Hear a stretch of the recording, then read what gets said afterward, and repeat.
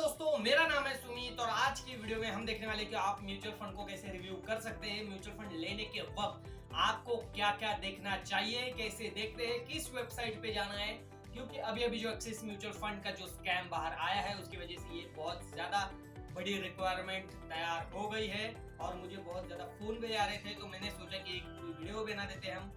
तो हमारे क्लाइंट के लिए भी है और आपके लिए भी है जो हमारे क्लाइंट नहीं है। तो ध्यान रखिए दोस्तों, म्यूचुअल फंड लेने के वक्त आपको बहुत से रेशियोज देखने पड़ते हैं। उस म्यूचुअल फंड ने बहुत ज्यादा क्या कंपनीज ली हुई है, क्या सेक्टर की है, कैसा वो सेक्टर परफॉर्मेंस करने वाला है, वो भी देख सकते हैं। ओवरऑल ये सब अच्छा ही होता है। देखिए, पहला क्या करना है आपको, पहला प्रोसेस क्या है। तो आपको जो है, आप जो म्यूचुअल फंड चुनने वाले हैं उसका नाम क्या है। एग्जाम्पल के लिए हम देखते हैं एक्सिस का है, अभी जो फ्रॉड आया था एक्सिस म्यूचुअल फंड का आया था, तो उसका ही हम लेते हैं axis mid cap growth mutual fund. तो आपको सबसे पहले यहाँ पे डालना है टिकर टेप पे जाना है। ये देखिए, ये कोई स्पॉन्सरशिप नहीं है लेकिन अच्छी वेबसाइट है इसलिए मैं इसको रेफर करता हूँ। नई वेबसाइट है, बहुत अच्छी वेबसाइट है। यहाँ पे जाने के वक्त आपको जो है आपके जो म्यूचुअल फंड का नाम है वो सर्च कर लेना है, जैसे कि मैं कर रहा हूँ यहाँ पे axis mid cap growth mutual fund जो पहला आया है 72 रुपीज का, वो है। अभी देख लीजिए, अभी इसमें क्या करना है, इसमें क्या क्या देखना है। देखिए, पहला जो पॉइंट आता है इसमें वो होता है कि इसका जो क्या वैल्यू चल रही है, और एक ओवरव्यू देख लेते हैं हम कि कैसे इसको एक नॉर्मल व्यू से अगर एक कौन इंसान ले रहा है, कुछ ज्यादा उसको समझ नहीं है मार्केट के बारे में, तो उसमें क्या क्या देखना चाहिए। पहले बात उसने जो देखना चाहिए वो देखना चाहिए, ये जो SIP लिखा हुआ है वो देखना चाहिए। तो हम भी उसके ऊपर क्लिक कर लेते हैं। देखिए, जैसे जैसे इन्वेस्टमेंट बढ़ते गई 100 रुपए के हिसाब से, वैसे वैसे ये पैसे बढ़ते गए। अभी जो है ऐसे ऐसे सिस्टम्स हमको उसमें मिलते हैं। देखिए, उसके बाद हमको क्या देखना है, उसके बाद देखना है ये रिटर्न जो है, अच्छे रिटर्न जनरेट कर रही है तो यहाँ पे हरा आएगा और वहाँ पे देखना भी है। मैं ये उन लोगों के लिए बता रहा हूँ जो बहुत ज्यादा मार्केट के लिए नहीं जानते हैं मार्केट को, और म्यूचुअल फंड क्या होता है, सिस्टम क्या होती है, फंड मैनेजर्स क्या होते हैं, ये नहीं जानते हैं। उनके लिए ये सिस्टम मैं आपको बता रहा हूँ। उसके बाद में दोस्तों हम इसमें जानने वाले हैं कि एक्सपेंस रेशियो क्या है। एक्सपेंस रेशियो क्या होता है मैं आपको बता देता हूँ। एक्सपेंस रेशियो यानी जो भी म्यूचुअल फंड को एक्सपेंस लगता है, या जो भी उनको बाइंग सेलिंग करने के लिए, या जो भी मैनेजर्स की फीस होती है, या जो भी उनका खर्चा होता है, उसके लिए जो खर्चा है वो हमारे से ही वसूल करते हैं जो म्यूचुअल फंड में इन्वेस्टमेंट करते हैं। अब इसके लिए जो है म्यूचुअल फंड कम से कम होना चाहिए। ज्यादातर इंडेक्स फंड जो होते हैं उसमें एक्सपेंस रेशियो कम होता है, क्योंकि उसमें ज्यादा मैनेजर्स या ज्यादा दिमाग लगाने की जरूरत नहीं होती है, इसीलिए उनका जो एक्सपेंस रेशियो है वो कम होता है। उसके बाद में म्यूचुअल फंड्स का जो नॉर्मली है उनका ज्यादा होता है, क्योंकि उनको बहुत ज्यादा दिमाग लगाना पड़ता है, बहुत ज्यादा रिपोर्ट्स पढ़ने पड़ते हैं, बहुत ज्यादा सिस्टमेटिक वे से काम करना पड़ता है, उनके ऊपर प्रेशर भी उतना होता है, इसीलिए अच्छे क्वालिटी के मैनेजर्स ही उनको हायर करना पड़ते हैं, इसीलिए ये इनका एक्सपेंस रेशियो ज्यादा रहता है। अगर आप दोनों में से चुनेंगे कि आप म्यूचुअल फंड ले या इंडेक्स फंड ले, तो मैं आपको सजेस्ट करना चाहूंगा, अगर आप न्यू है तो आप और आपका व्यू बहुत ज्यादा बड़ा है, यानी कि आप अभी 30s में हो आपके, या 20s में हो जैसे मैं हूँ, तो मैं ज्यादा से ज्यादा म्यूचुअल फंड चुनूंगा। और अगर आपको बड़ा व्यू रखना है, जैसे कि मुझे एग्जांपल के लिए मुझे 10 साल का व्यू रखना है, तो मैं म्यूचुअल फंड चुनूंगा। अगर मुझे 30-30 साल का मेरे रिटायरमेंट का व्यू रखना है, तो मैं जो है इंडेक्स फंड ही चुनूंगा, क्योंकि इंडेक्स फंड बहुत ज्यादा रिटर्न देते हैं म्यूचुअल फंड के मुकाबले। लॉन्ग टर्म में, शॉर्ट टर्म में बहुत ज्यादा कम हो जाएंगे आपको, ये सिस्टमेटिक वे से काम करता है। उसके बाद में दोस्तों देख लीजिए कि बहुत ज्यादा लोग होते हैं कि प्राइस के हिसाब से काम करते हैं, तो प्राइस के हिसाब से नहीं काम करना है।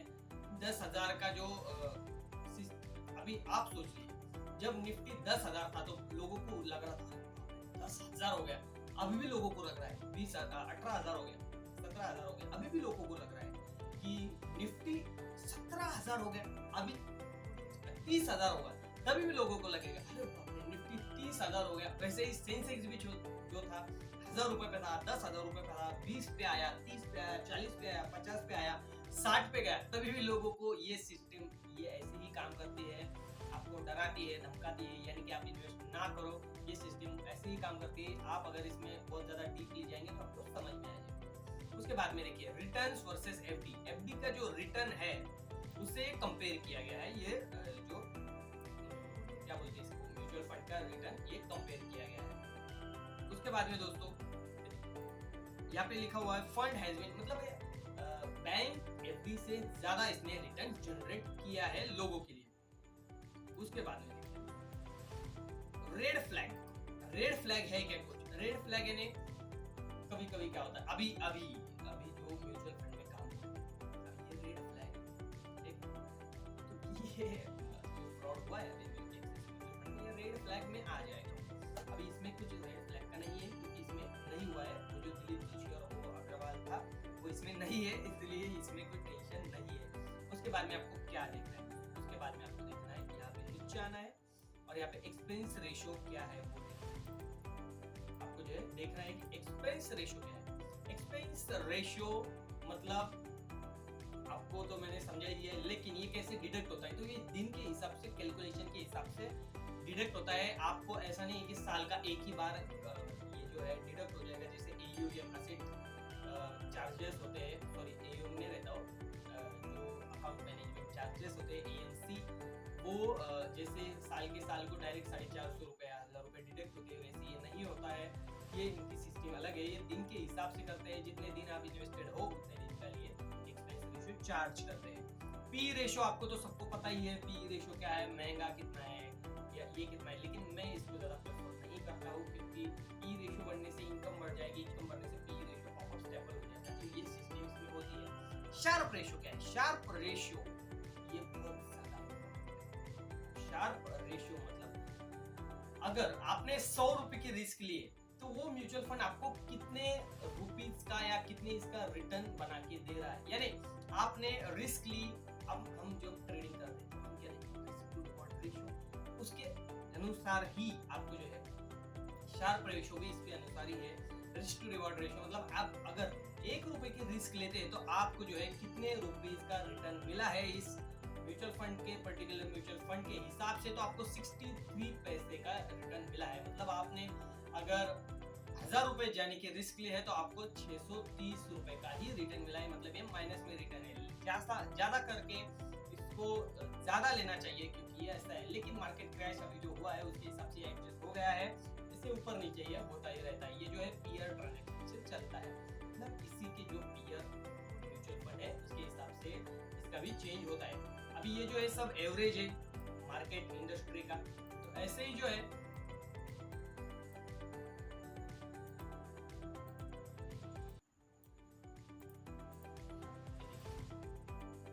ये जो है एवरेज कंपनी, जो भी कंपनी अलग कंपनी म्यूचुअल फंड हैंडल कर रही है और बहुत सारे कंपनीज हैंडल कर रही है, उनके हिसाब से ये जो है ये एवरेज निकाला गया है। तो अभी मार्केट का एवरेज क्या है और ये कंपनी क्या देती है। एक्सपेंस रेशियो मार्केट का जो है एवरेज किया गया है, उसके हिसाब से जो मार्केट रेशियो है ये 0.87 होना चाहिए, लेकिन ये कंपनी थोड़ा कम एक्सपेंस रेशियो चार्ज करती है। उसके बाद जो पी है कंपनी का, वो म्यूचुअल फंड का, तो जो अदर म्यूचुअल फंड है उनका 42 है, इसका 50 है। बाद में जो शार्प रेशियो है एवरेज बाकी म्यूचुअल फंड्स का 0.71 है और इसका 0.63 है। तो ये आपको ज्यादा जान लेना पड़ता है, क्योंकि अलग अलग प्राइस के हिसाब से रोज ये चेंज होता है। तो इसको कैसा है, एक नॉर्मल व्यू से देखना चाहिए, बहुत ज्यादा डीप इसमें नहीं जाना चाहिए, एक नॉर्मल व्यू से देखना चाहिए। अभी यहाँ पे आपको दिखेगा, यहाँ पे आपको दिख सकता है कि ये क्या है, इक्विटी है, सिंपल इक्विटी। ये जो है मिड कैप कंपनी में ही डालता है।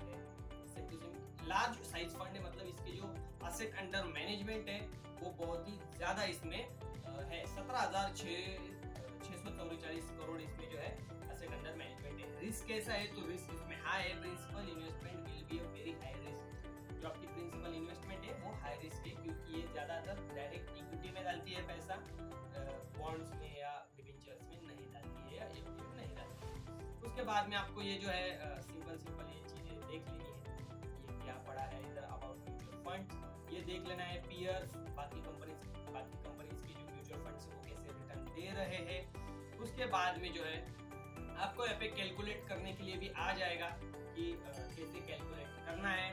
टैक्स इम्प्लीमेंटेशन भी आपको जो है इसमें करना पड़ेगा, यानी कि आपने 1 साल से अंदर इसका कैपिटल गेन कर लिया तो आपको 50% टैक्स देना पड़ेगा, और 1 साल से ज्यादा आपने इसमें इन्वेस्टेड रहा तो आपको सिर्फ 10% देना पड़ेगा। नॉर्मल इन्वेस्टमेंट की भी यही सिस्टम होती है। उसके बाद में दोस्तों आपको और क्या देखना है, मेरा मानना अगर आपको है तो आप इतना ज्यादा देखते हैं तो आप लमसम नहीं डालना चाहिए। आपको जो है हाँ कुछ अमाउंट लमसम डाल सकते हैं, उसके बाद में आप एसआईपी चालू रखना चाहिए, क्योंकि म्यूचुअल फंड बना ही उसके लिए है एसआईपी कर सके लोग।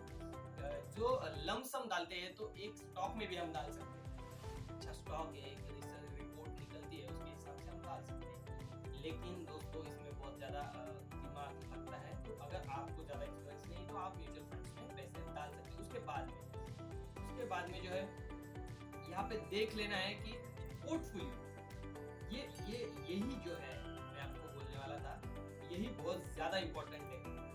अभी मैं आपको जो बताने वाला हूँ ये देख लीजिए, बहुत ज्यादा इम्पोर्टेंट है और इसकी वजह से ही कंपनी बहुत से लॉस में जाती है। देखिए अभी ये कंपनी जो है वो किस किस सेक्टर में कैसा इसने इन्वेस्टमेंट किया है। अभी देखिए यहाँ पे जो है सेक्टर वाइज जो है यहाँ पे सेक्टर वाइज जो है यहाँ पर इन्होंने कैसी इन्वेस्टमेंट की है। अभी ये देखिए इन्वेस्टमेंट बैंकिंग एंड ब्रोकरेजेस, मतलब फाइनेंशियल इंस्टीट्यूशन जो है उसमें कैसी इन्वेस्टमेंट की तो 30.55%। ऐसे ही जो है रिटेल में, आईटी सर्विस में, फाइनेंस में, स्पेशलाइज्ड फाइनेंस होते हैं कुछ होते हैं वो अभी डिटेल में मैं नहीं बता सकता। उसके बाद प्राइवेट बैंक्स और ऐसे 23 सेक्टर से जिसमें इन्होंने इन्वेस्ट किया है। अभी सबसे हेवी इन्होंने इन्वेस्टमेंट बैंकिंग में किया है एंड ब्रोकरेजेस में किया है। तो ये जो सिस्टम है आपको देखना है, ब्रोकरेज जो सेक्टर है वो आगे जाके कैसे चलने वाला है, और जो 5-6 पहले है वो देखना है, क्योंकि उसमें क्या होता है अपने को एक क्लियरिटी आती है। लेकिन उन्होंने भी जो है रिसर्च करके ही लिया रहता है, हमें बस हमारा जो ओपिनियन है ये तय करने के लिए ये सिस्टम करना पड़ता है। अभी ये जो कंपनी है इनका जो ओपिनियन क्या है, तो ये भी जो है कंपनीज जो भी म्यूचुअल फंड है उनके सबसे भी जो सिस्टम, मतलब उनका जो व्यू है वो भी दिखा सकते हैं, और जो अदर यूट्यूब भी चैनल्स है वो भी इसमें दिखा सकते हैं, या फिर उसके भी रिव्यूज दिए गए हैं। उसके बाद फंड मैनेजर भी है जो आपको चेक करना चाहिए, श्रेयस देवालकर, तेज दास। अभी ये जो सिस्टम है आपको देखनी चाहिए, ज़्यादातर इससे फर्क नहीं पड़ता है, लेकिन देखना चाहिए हमारे इसकी। अभी इसमें और एक इम्पोर्टेंट आती है कि दूसरे म्यूचुअल फंड कैसा काम कर रहे हैं, तो आप पीयर ट्रांजैक्शन में जाकर देख सकते हैं। और बस इतना ही आज के वीडियो में। अगर आपको